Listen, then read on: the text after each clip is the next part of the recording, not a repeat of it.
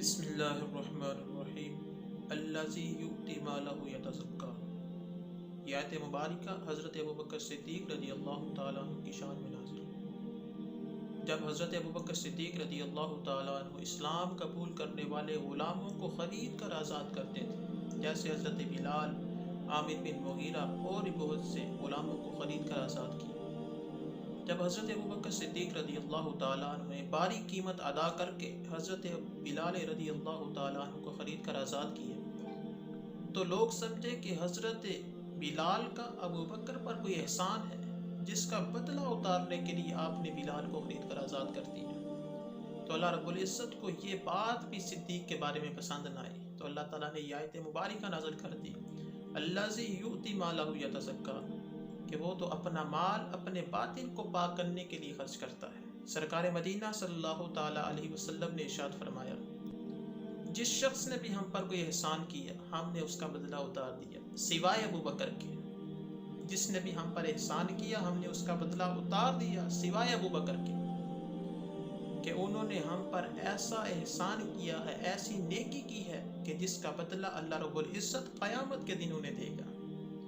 اور فرمایا، جتنا فائدہ ابوبکر کے مال نے مجھے دیا ہے اتنا فائدہ کسی کے مال نے نہیں دیا۔ اور فرمایا، اگر میں دنیا میں کسی کو خلیل بناتا تو ابوبکر کو اپنا خلیل بناتا۔ سنو، تمہارے پیغمبر اللہ کی خلیل ہے۔ اور میرے نبی کریم علیہ الصلوۃ والسلام نے ارشاد فرمایا، اچھی خصلتیں 360 ہیں۔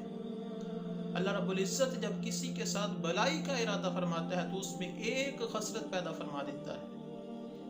حضرت ابوبکر صدیق رضی اللہ تعالیٰ عنہ نے عرض کی، یا رسول اللہ، کیا مجھ میں بھی کوئی خصلت موجود ہے؟ تو حضور نے فرمایا، اے صدیق، تجھ میں تو ساری خصلتیں موجود ہیں۔ حضرت محمد بن حنفیہ حضرت علی کے صاحبزادے فرماتے ہیں کہ میں نے اپنے والد حضرت علی سے پوچھا کہ رسول اللہ صلی اللہ تعالیٰ علیہ وسلم کے بعد لوگوں میں سے سب سے افضل کون ہے؟ تو حضرت علی رضی اللہ تعالیٰ عنہ نے فرمایا کہ ابوبکر ہے۔ پھر میں نے پوچھا، اس کے بعد کون ہے؟ تو فرمایا، اس کے بعد عمر ہے۔ تو حضرت محمد بن حنفیہ کہتے ہیں، اس کے بعد میں نے یہ نہیں کہا کہ اس کے بعد کون ہے، مجھے خدشہ تھا کہ آپ حضرت عثمان کا نام لیں گے، تو میں نے یہ کہا کہ اس کے بعد آپ ہیں۔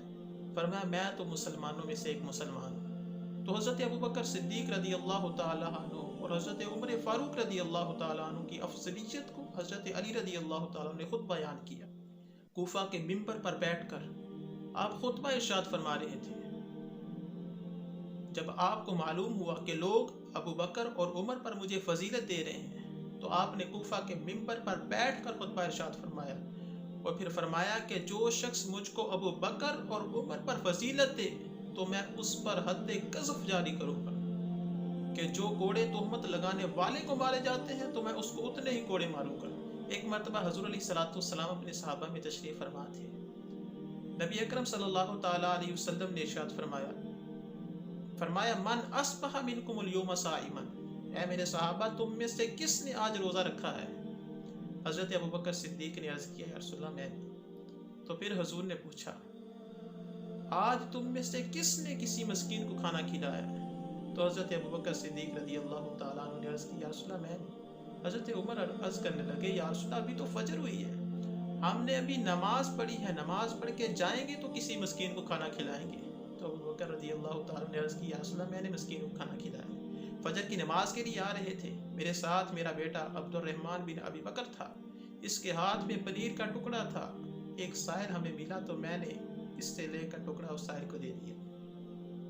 پھر حضور علیہ الصلوۃ والسلام نے پوچھا کہ آج تم میں سے کس نے کسی مریض کی عیادت کی ہے؟ تو حضرت ابوبکر صدیق رضی اللہ تعالیٰ عنہ فرمانے لگے کہ مجھے معلوم ہوا کہ میرے بھائی عبد الرحمن بن عوف بیمار ہیں، تو وہ میرے دوست ہیں، میں جانتا ہوں کہ تہجد کے لیے اٹھتے ہیں، تو میں نماز سے آنے سے پہلے ان کے پاس گیا، ان کی عیادت کی۔ تو حضرت عمر تو پھر یہ کہنے لگے، یا رسول اللہ، ابھی تو فجر ہوئی ہے، ہم نے نماز پڑھی ہے، نماز پڑھ کے جائیں گے تو کسی کی عیادت کریں گے۔ تو صدیق اکبر نے پھر عرض کر دی، یا رسول اللہ، میں نے عیادت کی ہے۔ تو حضور نے فرمایا، جس میں یہ تمام خوبیاں جمع ہوں وہ پکا جنتی ہے۔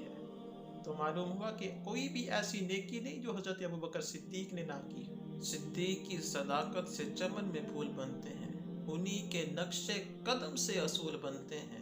تو مجھ سے کثر صداقت کی منزلت مت پوچھ، انہی کے گھر سے تو دلہا رسول بنتے ہیں۔ وما علیہ الا البلاغ المبین۔